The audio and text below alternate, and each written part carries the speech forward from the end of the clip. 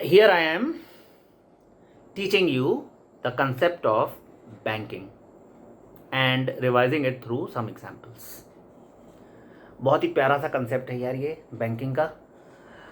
Banking आप day to day life में करते हैं। हर एक बच्चे का एक बैंक अकाउंट हो सकता है, होता है। थोड़े और बड़े हो जाएंगे, जब आप इंजीनियरिंग के लिए जाएंगे तो अपने बैंक अकाउंट से ही सारे डिटेल, सारे ट्रांजैक्शंस करेंगे। आज भी करते होंगे, अगर गेम खेलते हैं कोई भी तो उसका जो क्रेडिट कार्ड से पे करते हैं या बैंकिंग से पे करते हैं, इंटरनेट बैंकिंग से पे करते हैं। आज banking has come to everybody's home. हम बात कर रहे हैं अभी आरडी अकाउंट की और सेविंग बैंक पेजेस की, और आज बैंक हमारे घर में, हमारे मोबाइल पे आ गए। तो बैंकिंग एक्चुअली में, बैंक एक्चुअली में है क्या? बैंक का कंसेप्ट क्या है? कभी भी कोई चीज़ जब आप जमा करते हैं तो you are banking. You're banking the clothes in your almirah. You're banking shoes in your shoe rack. You're banking ideas in your mind. You're banking words in your copies. तो bank is not a small concept, पर आप banking in a limited sense यानी mathematics में पढ़ रहे हैं। तो banking है क्या? Banking is all about doing transaction of money and little other transactions which are not in your course. आप ट्रांजैक्शन ऑफ मनी से ही खाली मैटर आपका होगा कि जब आप बैंकिंग शब्द का इस्तेमाल करेंगे तो बैंकिंग में आप सिर्फ और सिर्फ मनी ट्रांजैक्शन की बात करेंगे, जो कि एक बहुत छोटा एस्पेक्ट है बैंकिंग का। तो इसमें भी before I move any further, आपकी बुक में डेफिनेशन है, a bank is an institution which mainly carries on the business of getting deposit and leading money. और आपने हर्षद मेहता देखा है, आपने इतने सारी चीज़ें देखी हैं। बैंक से लोन लेके भाग जाते हैं तो सब कागज़ पे होता है। लोन लेके ऐसे कोई अटैची सूटकेस लेके नहीं भाग रहा होता है।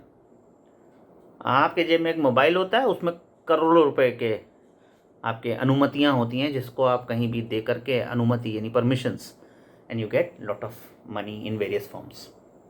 तो आई मीन बैंकिंग आप बहुत छोटे से एक छोटा सा डॉट के रूप में पढ़ रहे हैं खाली, कि आप खाली पढ़ेंगे कि भैया इसमें पैसा डालना है, पैसा निकालना है, पैसा ट्रांसफ़र करना है और अपने बिल्स पे करने हैं।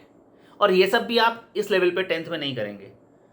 बहुत सारी तरह के डिफरेंट बैंक अकाउंट्स होते हैं जो पहले हम पढ़ते भी थे, सीबीएसई में आज भी पढ़ रहे हैं। Saving bank account, saving bank account is the most common form of the account, जिसमें हम बैंक जाते हैं, अपने कुछ डॉक्यूमेंट्स देते हैं, हमारा एक सेविंग बैंक अकाउंट खुल जाता है, जिसके रूल्स और रेगुलेशन बहुत डाइल्यूटेड होते हैं। आप गए, आपने अकाउंट खोला, उसमें आप जब आपके पास पैसा होगा आप उसमें डाल सकते हैं। वो सेविंग हो गई आपकी। सेविंग मतलब जो पैसा आप सेव कर पाते हैं अपने नॉर्मल कोर्स में। कोई नियम नहीं है कि इतना रुपया डालना ही डालना है या इतना रुपया निकालना ही निकालना है। ट्रांजैक्शन होना चाहिए 6 महीने में एक बार एक ट्रांजैक्शन होना चाहिए, वरना वो अकाउंट पैसिव हो जाता है, फिर उसमें कुछ पैसा कटने लगता है बजाय मिलने के। और बैंक में मिलता क्या है? एकदम ऐसे मुट्ठी भर चना, 3.3/4% interest rate of 3.75% rate of interest मिलता है खाली आपको। लेकिन फिर भी मिलता तो है ना। घर में रखे रहोगे पैसा। मैंने एक अटैची में पैसा भर के 25 करोड़ रख दिया, 10 साल बाद खोला कि वो 25 करोड़ से यार शायद 100-200 रुपये बढ़ जाए, कुछ नहीं बढ़ा। दीमक लग गई, नोट भी खत्म हो गए। अरे यही तो होगा, अगर बैंक में डाल दोगे तो कोई दीमक कीमक नहीं खाएगी। लेकिन अब इसके बारे में आगे बताऊंगा, कुछ और चीज़ें सीक्रेट हैं उसके बारे में अभी बताऊंगा। सेविंग अकाउंट के बारे में मैं बता रहा हूँ कि बहुत ही आसान तरह का अकाउंट होता है। इसमें हर कोई जाके खुलवा सकता है। Even your mother who is not working, और your I mean you can say मेहरी नॉट वर्किंग, उसके आप अगर आप ऑनलाइन ट्रांजैक्शन करना चाहते हो, उसको कभी अकाउंट खुला लो, अकाउंट में उसके पैसे आप ट्रांसफ़र कर सकते हो। कोई भी आदमी सेविंग बैंक अकाउंट खुला सकता है अगर वो इंडिया का नागरिक है। इंडिया में करंट बैंक अकाउंट ज़्यादातर बिजनेस से रिलेटेड होता है। बिजनेसमैन खुलवाते हैं क्योंकि इसमें आपको नंबर ऑफ ट्रांजैक्शंस होना ज़रूरी है। अगर कुछ ट्रांजैक्शन से कम ट्रांजैक्शंस हुए तो आप पे इन अ वे ऑफ फाइन कुछ पैसा आपको देना पड़ता है। और आपको वैसे भी करंट बैंक अकाउंट का रख रखाव में कुछ पैसा देना ही पड़ता है। और करंट बैंक अकाउंट में आपको कोई इंटरेस्ट नहीं मिलता। तो सर हम खोलते ही क्यों है करंट अकाउंट? ट्रांजैक्शन के लिए। कैसे ट्रांजैक्शंस? आपको एक व्यापारी को दूसरे व्यापारी को पैसा पे करना है तो आप 10 करोड़ कैसे अटैची लेके चले जा रहे और रास्ते में किसी ने छीन लिया तो कितना आपका जान भी जाएगा, पैसा भी जाएगा। करंट अकाउंट है आपका, आपने चेक काट दिया, चेक लेके जा रहे हैं, तो सर वो तो हम सेविंग बैंक में भी कर सकते हैं। लिमिटेशन है पैसा रखने की, निकालने करने की, एक दिन में लिमिटेशंस हैं। करंट अकाउंट की कोई लिमिटेशंस, कोई बाध्यता नहीं है, आप 10 करोड़ रुपए पे कर सकते हैं। सेविंग बैंक अकाउंट में आप 50,000 या 1 लाख से अधिक पेमेंट शायद नहीं कर सकते। 1 लाख तो मैंने ज़्यादा बोल दिया, 50,000 से ज़्यादा नहीं कर सकते। 1 लाख कर सकते हैं, कुछ केसेस में ICICI बैंक में 3 लाख तक कर सकते हैं। तो बड़े बड़े अमाउंट कैसे पे होंगे? टाटा बिरला अंबानीज, ये तो बहुत बड़े हैं। आपके लखनऊ में ही कई सारे टाटा बिरला, आप ही में से कई सारे लोग होंगे टाटा बिरला अंबानीज में। छोटे मोटे व्यापारी जो बहुत बड़े व्यापारी होते हैं, 3-3 4-4 कारों से चलते हैं, उनको करंट अकाउंट, पूछो पापा से, करंट अकाउंट है उनका। बिजनेसमैन्स का ज़्यादातर करंट अकाउंट होता है, जिसमें वो अपना आज शाम को जो पैसा कमाया। ओके, तो मैं ये बता रहा था कि FD होने के लिए आपका एक कोई अकाउंट और होना साथ में ज़रूरी है, जिसमें FD का पैसा जहाँ से खींचेगा और जहाँ पर डालेगा, है ना। कुछ स्पेशल केसेस में FDs डायरेक्टली पैसा जमा करके भी बनाई जा सकती हैं। तो ये आपके FD अकाउंट हो गए। और फिर एक होता है रिकरिंग डिपॉजिट अकाउंट, जो कि ICSC में आपके इस समय इकलौता बैंक अकाउंट बचा हुआ है, जो आप पढ़ते हैं अंडर द हेडिंग बैंकिंग। और इस पर क्वेश्चन एक श्योर शॉर्ट 3 नंबर का एग्जाम में आता ही आता है सदैव। तो 3 नंबर का सेक्शन ए में, 4 नंबर के लिए सेक्शन बी में रिकरिंग डिपॉजिट अकाउंट का क्वेश्चन आएगा। पहले पासबुक पेजेस के क्वेश्चन भी आते थे, CBSE में अभी भी आते हैं पासबुक पेजेस के क्वेश्चन, बहुत आसान और इंटरेस्टिंग होते हैं। और कभी मौका लगेगा आपको वो भी मैं सिखा दूंगा, क्योंकि अगर आप 11th में CBSE में गए तो वहाँ रिक्वायरमेंट होगी कि आप पासबुक पेज सीख लें। तो कभी रिमीडियल में आप आइएगा, मैं आपको सिखा दूंगा, और यहाँ भी सिखा सकता हूँ, अभी नहीं, लेकिन अभी मैं रिकरिंग डिपॉजिट अकाउंट पे जोर दे रहा हूँ। रिकरिंग डिपॉजिट अकाउंट, रिकरिंग जैसे नेम बता रहा है, रीअकर, बार बार रीअकर। आज क्लास हुई, कल फिर क्लास होगी, परसों फिर क्लास है। महीने की 10 तारीख को 1,000 जमा किया, अगले महीने की फिर 10 तारीख को 1,000 जमा किया, अगले महीने की फिर 10 तारीख को 1,000 जमा किया। रीअकर हो रहा है, अमाउंट जमा करना, रिकरिंग बैंक अकाउंट कहलाता है। तो आप बैंक में जाते हैं, आप कहते हैं भैया मुझे एक RD recurring deposit, RD recurring deposit खुलवाना है, तो वो एक RD अकाउंट आपका खोल देता है। वो भी जैसे FD का अकाउंट होता है वैसे RD का अकाउंट होता है। फ़र्क इतना होता है कि आपको हर महीने पैसा जमा करना है, कितने महीने तक जमा करना है वो आप डिसाइड करते हैं, कितना रुपया जमा करना है वो आप डिसाइड करते हैं। तो क्या आप डिसाइड करते हैं, मतलब आप सोच लेते हैं कि आपकी रिक्वायरमेंट क्या है। मुझे अपने आपके पापा सोचते हैं कि मुझे अपने बेटे के एडमिशन के लिए 12th में एडमिशन के टाइम पे 2.5 लाख रुपए चाहिए होगा। इंजीनियरिंग करोगे, मेडिकल करोगे, थोड़ा ज़्यादा चाहिए होगा, कुछ और करोगे थोड़ा कम चाहिए होगा, मतलब कुछ पैसा तो चाहिए होगा ना, जो अदरवाइज अदर देन आपका डेली खर्चा जो होगा उसके अलावा। तो वो एक RD अकाउंट खुलवा लेते हैं। पूछना अपने पापा मम्मी से, उन्होंने बहन की शादी या माँ बाप का इलाज या अपना इलाज या अपनी इमरजेंसी के लिए RDs खुलवाई होंगी। तो RD अकाउंट में आप बैंक जाते हैं और कहते हैं कि भैया मुझे RD अकाउंट खुलाना है, वो आपको फॉर्म देते हैं, फॉर्म भरते हैं, आप एक लिमिट आप डिसाइड करते हैं। मान लो तुम्हारे दिमाग में तुम सोच के गए ना कि मुझे 1 लाख रुपया 1 साल में चाहिए, at the end of 1 year I need 1 lakh rupees, क्योंकि मुझे आगरा का पेठा बहुत पसंद है, तो मैं 1 लाख रुपये का पेठा अगले साल लाऊंगा और उसकी यहाँ शॉप खोल लूँगा। आई मीन एब्सर्ड चीज़ बता रहा हूँ, तो थोड़ा इंटरेस्ट आएगा इसमें तुम्हें। तो आप पेठे की जगह बीकानेरी भुजिया ला सकते हैं यार। तो 1 लाख रुपये तुम्हें साल के एंड में चाहिए, तो कैसे लोगे भाई? आज 1 लाख रुपया टोटल जमा कर लेना मेरे लिए पॉसिबल नहीं है, पर ये हो सकता है कि मैं 10,000 आज बचा लूँ, 10,000 अगले महीने, 10,000 अगले महीने, तो 10-10 हज़ार करके मैं अगर 12 महीने तक बचा दूँ तो 1,20,000 बच जाएगा, तो मेरे पास एम्पल मनी हो जाएगा। पर मैं जब बचाता हूँ तो वो पैसा मेरे पास पड़ा रहता है घर में, थोड़ा एक असुरक्षित भी होता है, तो साथ में खर्च भी हो जाता है, तो बैंक में क्यों ना डाल दूँ? तो बैंक में डालूंगा तो रिकरिंग डिपॉजिट अकाउंट में अगर डालूंगा तो रेट ऑफ इंटरेस्ट मुझे थोड़ा ज़्यादा मिलेगा सेविंग बैंक अकाउंट से। ये भी लालच है, रिकरिंग डिपॉजिट अकाउंट का रेट ऑफ इंटरेस्ट थोड़ा सा ज़्यादा होता है सेविंग बैंक अकाउंट से। आप उसमें निकाल नहीं सकते बीच में, एक निश्चित अवधि के लिए उसे चलना ही है। तो अगर आप बैंक में डालते हैं 1,000 की जगह, मतलब आपको 1 लाख चाहिए, तो 10,000 की जगह अगर आप 8,000 भी डालते हैं तो 8-12 कितना होता है? 96,000। तो 96,000 तो आपका ये मनी डिपॉजिट हो गया। आपको इस पर मिलता है एक अच्छा इंटरेस्ट जो जुड़ के बन जाता है 1 लाख, लाख 12 महीने के बाद, 1 साल के बाद आपके पैसा तैयार हो जाता है, आप जाते हैं आरडी अकाउंट खुलाते हैं, मतलब तोड़वा लेते हैं और अपना पैसा निकाल के खुशी खुशी जो भी व्यापार करना चाहते हैं कर सकते हैं। तो वो रिकरिंग डिपॉजिट अकाउंट जो कि क्यूमुलेटिव डिपॉजिट अकाउंट कहलाता है के बारे में अब मैं आपको सिखाने जा रहा हूँ। इसमें आपने जो पहला 1000 जमा किया बैंक में, वो बैंक के पास 12 महीनों तक रहा है, यानी उस 1000 रुपये पे आपको 12 महीने के लिए इंटरेस्ट मिलेगा। जो आपने 1000 जमा किया है वो आपने 12 महीने के लिए जमा किया है, तो आपको उसमें 12,000 रुपये पे इंटरेस्ट मिलेगा 1 साल। मानते हैं मेरी बात? फिर जो अगला 1000 आप जमा कर रहे हैं अगले महीने, वो 11 महीने तक ही तो बैंक में जमा रहने वाला है ना, तो उस पर आपको 11 महीने का इंटरेस्ट मिलेगा। फिर अगला जो 1000 आप जमा करने वाले हैं उसमें आपको 11 महीने 10 महीने तक का इंटरेस्ट मिलेगा। करते करते करते चले आइए नीचे, ऐसे करते हुए नीचे चले आइए।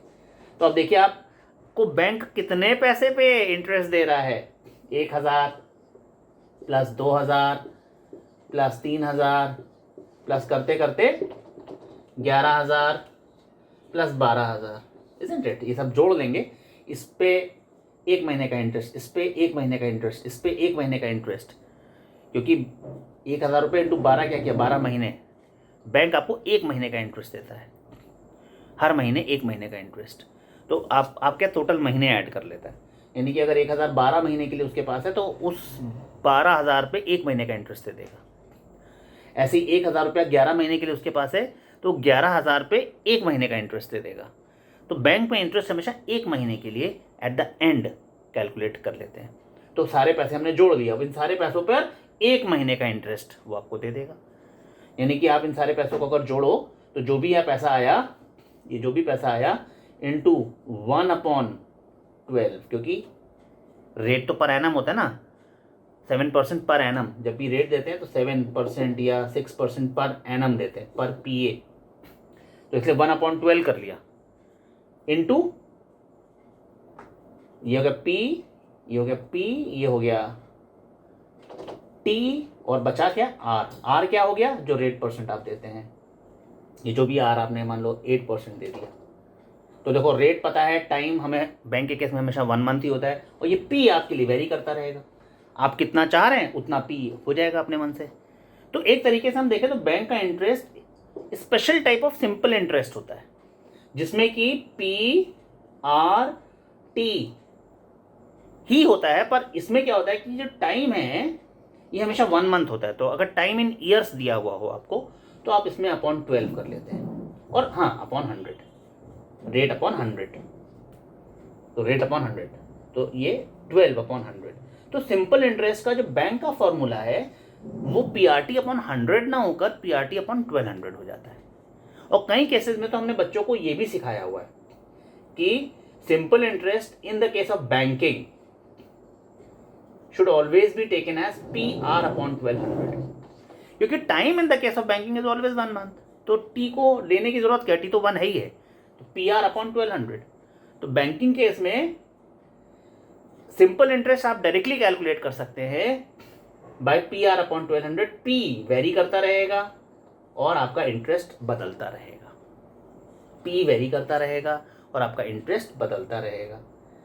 अब पी कैसे बदलता रहेगा, आप डिसाइड करेंगे आपको कितना पैसा चाहिए, आपको कितने पैसे की ज़रूरत है, आप प्री डिटरमाइंड करके उतना पैसा सोच लेंगे कि इतना करने पे इतना पैसा हो जाएगा। तो आप नहीं सोच पाएंगे, आप बैंक वाले को बता देंगे, वो बता देगा भैया इतने रुपए की आरडी खुलवा लो, लमसम एग्जैक्टली वो नहीं, मतलब तो 12 तुमको 1,40,000 चाहिए, तो कहेगा भैया ठीक है ऐसा खोल देते कि आपको 1.5 लाख मिल जाएगा। तो आप ओके विद इट, 1,40,000 के 1,50,000 मिल रहा है, या 1,20,000 मिल जाएगा मान लो, तो ठीक है भैया ये ओके विद इट, 20,000 हम उस समय इंतजाम करके कहीं से डाल देंगे। तो फॉर्मूला क्या हुआ, PR/1200 बैंकिंग का। तो उस बैंकिंग का जो फॉर्मूला PR अपॉन या इंटरेस्ट, इसको अगर हम लिख लेते हैं, interest is equal to PR/1200, इसमें ये P निर्धारित करने के लिए इतना लंबा कि उसको 12 महीने तक कैलकुलेट करो, फिर 11 महीने के लिए, फिर इतना ऐड करो सबको, ये मेथड लेंदी है। तो इसके लिए एक बहुत ही सिंपल सा फॉर्मूला बना दिया गया है आपको पी कैलकुलेट करने का। आप खाली बस ये बता दो कि मंथली इंस्टॉलमेंट आप क्या देने वाले हो। इंस्टॉलमेंट तो वर्ड समझ में आ रहा है ना, इंस्टॉलमेंट मतलब आजकल इंस्टॉलमेंट वर्ड बड़ा कॉमन हो गया। आपको मोबाइल खरीदना है तो इंस्टॉलमेंट में खरीद सकते हैं, टीवी खरीदना है तो इंस्टॉलमेंट में खरीद सकते हैं, शादी करा के पेमेंट करना है इंस्टॉलमेंट में कर सकते हैं। तो अगर आपको अपना इंस्टॉलमेंट पता है कि हर महीने आपको कितना जमा करना है, उसको अगर हम आई से दिखा दें कि इंस्टॉलमेंट आई अगर हमको पता है, और हमको अगर नंबर ऑफ मंथ्स पता है कि कितने महीने के लिए मुझे वो इंस्टॉलमेंट चलानी है, number of months mind you मैं कह रहा हूँ, ईयर नहीं। मान लो तुम्हें वो इंस्टॉलमेंट 2 साल के लिए चलानी है, तो यहाँ जो टाइम पीरियड है वो आप 2 नहीं लेंगे, 2 × 12 लेंगे। Number of months, time period must be in months. तो ये बात समझ में आ रही है? ये बच्चे गलती करते हैं क्या? ये बात दिमाग में घुसी? Yes sir. ओके, क्योंकि ये बच्चों ने बहुत गलती की हुई है। मैंने बोर्ड की कॉपियाँ जांचा हूँ, उसमें बच्चों ने टाइम अगर 3 साल दिया तो टाइम को 3 डाल दिया और सारा क्वेश्चन सही सॉल्व किया, बस टी को 3 डाल दिया। अरे यार क्या करते हो तुम लोग यार। Time period number of months में होना चाहिए भैया, तो 3 × 12 कर दो, तो 3 × 12 यानी 36 हो जाएगा। तो उतने उसमें कोई दिक्कत थोड़ी ना है। तो यहाँ नंबर ऑफ मंथ्स होना चाहिए, वे टाइम पीरियड इन मंथ्स। क्योंकि देखो ना, वो 12 महीना, 11 महीना, 10 महीना, महीने आ रहे थे ना, तो महीने गिनने हैं हमको। हर बैंक इंटरेस्ट 1 महीने के लिए देता है, इसलिए इन महीना गिनना है, साल नहीं गिनना है हमको। तो टाइम पीरियड हो गया नंबर ऑफ मंथ्स n। तो अगर मुझको इंस्टॉलमेंट पता है और नंबर ऑफ मंथ्स पता है, तो वो जो वर्चुअल प्रिंसिपल जिस पे बैंक इंटरेस्ट देता था वो सब आपके अकाउंट में थोड़ी ना था, पर उस पर आपको इंटरेस्ट मिल रहा था, पर वो आपने जमा थोड़ी ना किया था। 12,000 + 11,000 + 10,000 जुड़ के बना 1,23,000, वो थोड़ी ना आप जमा कर रहे थे। आप तो 10,000 जमा कर रहे थे, साल भर में बना जा करके वो करीब 1,20,000। लेकिन वो जो आप वर्चुअल प्रिंसिपल जोड़ेंगे वो तो लाखों में आएगा, वो आप जमा थोड़ी ना कर रहे हो, उस पर तो आपको इंटरेस्ट मिल रहा है। तो यहाँ पर आप वर्चुअल प्रिंसिपल, जिसको कि हम वीपी भी बोलते हैं, हालांकि ये मैं आपको ज़्यादा बता रहा हूँ, आप वर्चुअल प्रिंसिपल नहीं भी निकालेंगे, आप डायरेक्टली इंटरेस्ट के फॉर्मूले में वर्चुअल प्रिंसिपल डाल देंगे पी की जगह पे तो भी काम चल जाएगा। अभी बताता हूँ कैसे।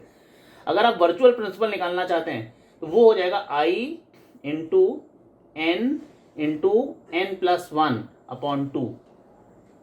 ये हो गया वर्चुअल प्रिंसिपल। ये एक्चुअली में sum of first n natural numbers का फॉर्मूला है, जो वो 12 + 11 + 10 + 9 till 1 कर रहे थे। तो ये नेचुरल नंबर्स आप ऐड कर रहे थे। तो यहाँ भी देखो आप नेचुरल नंबर्स, n क्या है यहाँ 12, 1 साल था 12।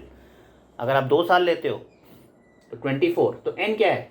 Number of months. इस फॉर्मूले में ये सम ऑफ नेचुरल नंबर का फॉर्मूला लगा दिया आपने, खाली कुछ नया नहीं किया आपने, ठीक है। तो वर्चुअल प्रिंसिपल आप इस फॉर्मूले से कैलकुलेट कर सकते हो।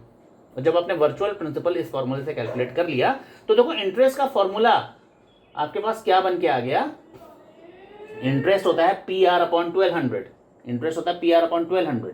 तो P यानी कि I × n × n+1/2 × R, rate तो रेट ही है, /1200।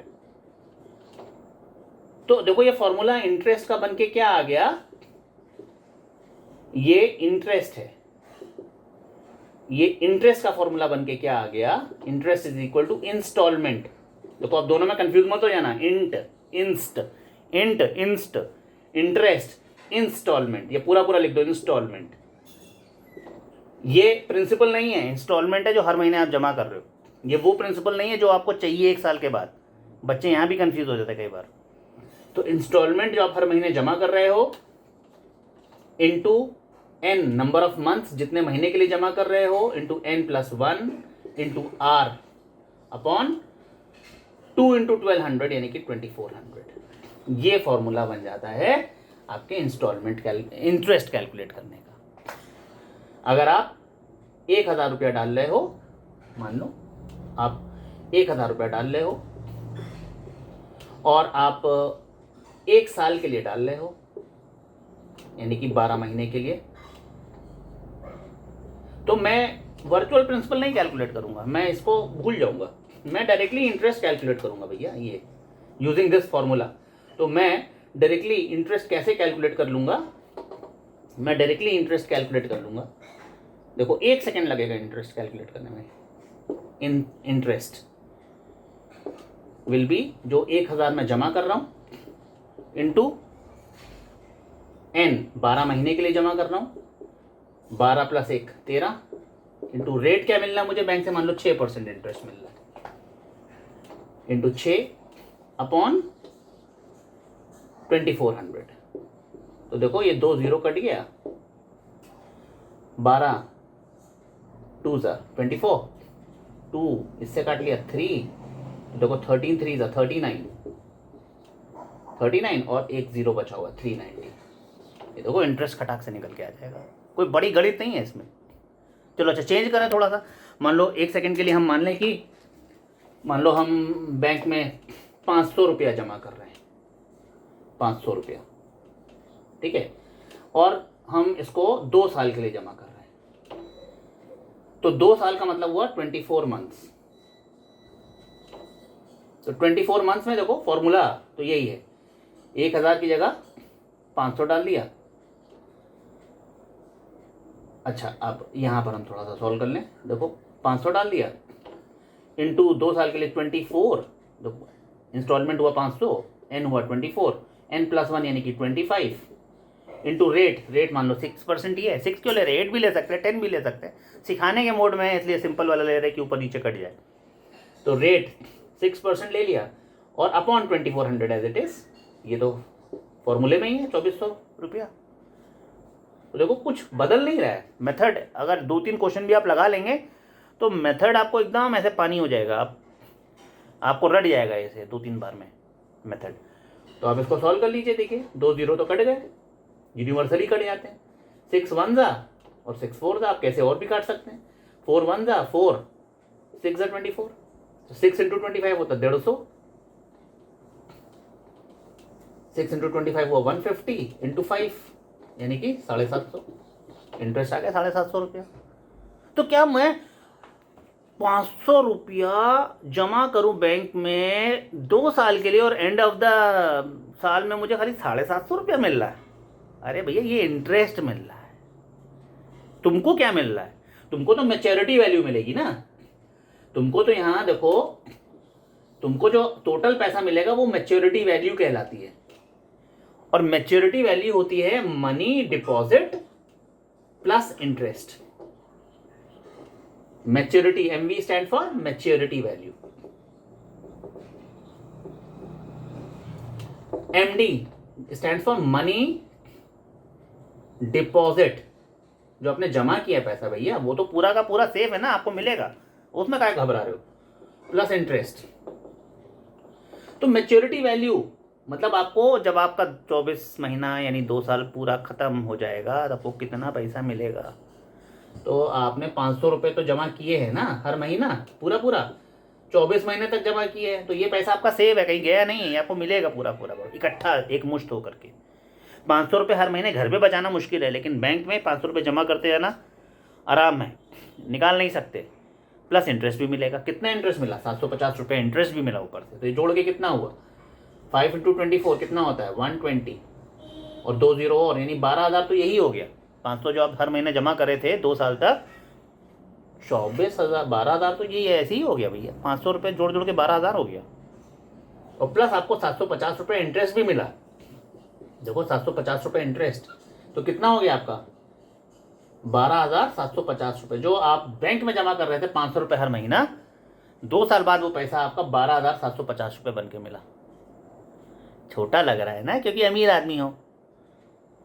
मान लो 50,000 हर महीना डाल दो, है ना, अब सोचो 50,000 तुमने डाल दिया, तो देखो ये 2 0 और बढ़ गया यहाँ पर, तो देखो 2 0 और बढ़ गया यहाँ पर, तो देखो 2 0 बढ़ गया, और यहाँ पर बैठे बिठाए 2 साल में 75,000 रुपये कमा रहे हो, ना ही लगे ना फिट करी, 75,000 रुपये भी चोखा। और मिल कितना रहा है तुमको, 2 0 यहाँ बढ़ा दो, तो देखो 2 0 यहाँ बढ़ा दो, तो देखो 2 0 यहाँ बढ़ जाएंगे, 1 10 100 1000 10,000 लाख 10 लाख, बाप रे बाप, इतना पैसा मिल जाएगा।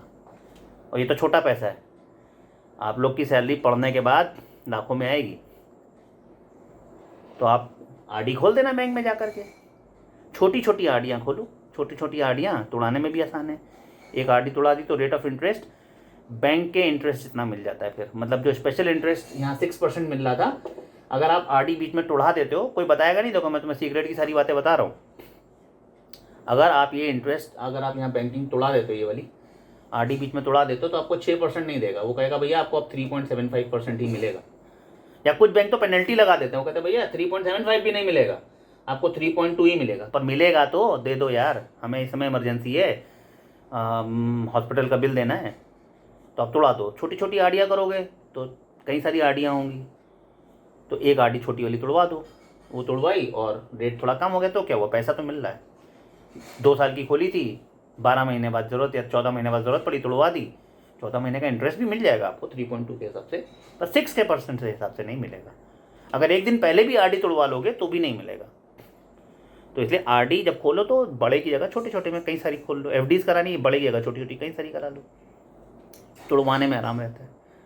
और नहीं तोड़वा रहे तो एक मुश्त पैसा भी उतना ही है जितना एक खुलवाने का है, तो अलग अलग टुकड़ों में खुलवा लो। तो ये कुल मिलाकर के तुम्हारी बैंकिंग की कहानी आईसीएससी के पॉइंट ऑफ व्यू से बहुत ही इंपॉर्टेंट है। तो calculation of maturity value, money deposit, interest, ये सब मैंने आपको अभी बताया एग्जाम्पल के रूप में। 1,000 रुपये जब आप जमा कर रहे थे, याद करो 1,000 रुपया जब जमा कर रहे थे तब आपको कितना मिलने वाला था, है ना। यही शुरुआत में क्वेश्चन था ना। 1,000 1 साल के लिए जमा किया, जब 1 साल के लिए जमा किया तो कितना महीना हो गया, अभी कर पा रहे हो ना ये वाला। तो देखो 1,000 रुपया इंटू कितना, 12 महीना इंटू 13 महीना अपॉन 2400, रेट ऑफ इंटरेस्ट 6% ही माना, अपॉन 2400। तो आराम से सॉल्व कर लोगे ना। इसको देखो ये कटा, 12 1 जा, 12 2 जा, 2 कटा, तो ये 2 3 जा 39, यानी कि 390 रुपीज़। देखो 390 रुपीज़। और मैच्योरिटी वैल्यू क्या हो गई, मनी डिपॉजिट 1,000 रुपया था और 1,000 रुपया 12 महीने के लिए था, और हमको 390 रुपये भी मिल रहे थे। तो हमें 12 महीने के बाद कितने मिल गए, 12,000 रुपये प्लस 390 रुपये। तो मेरे को कितने मिल गए, 1,000 रुपये पे 12,390 रुपये। तो अगर पापा को 1 लाख रुपए चाहिए थे, तो वो 10,000 जब जमा कर रहे थे, तो वो 10,000 जमा करने पर यहाँ पर 3900 हो गया था। तो ये देखो 1,20,000 प्लस 3900, 1,23,900 मिलकर को, तो वो 1,20,000 से ज़्यादा ही हुआ ना, कितना इंटरेस्ट ज़्यादा हो गया, तो वो आपका उनका काम चल गया, 1,20,000 मिल गया उनको। तो यही तो हमें देखना था। तो ये तो एकदम सिंपल है, ये तो आप अपने घर में बैठ के कैलकुलेट कर सकते हो। तो क्वेश्चंस के रूप में बहुत सारे क्वेश्चन दिए हुए, सॉल्व कर लो, तुम्हारी मैथ्स भी इंप्रूव हो जाएगी। शर्तिया क्वेश्चन बोर्ड में आता है, हर तरह के बोर्ड में आता है, आपके बोर्ड में आता है। इसको ट्राई कर लो, प्रैक्टिस कर लो, और मैं क्वेश्चन सेशन लूँगा फिर दोबारा, ठीक है। Thank you.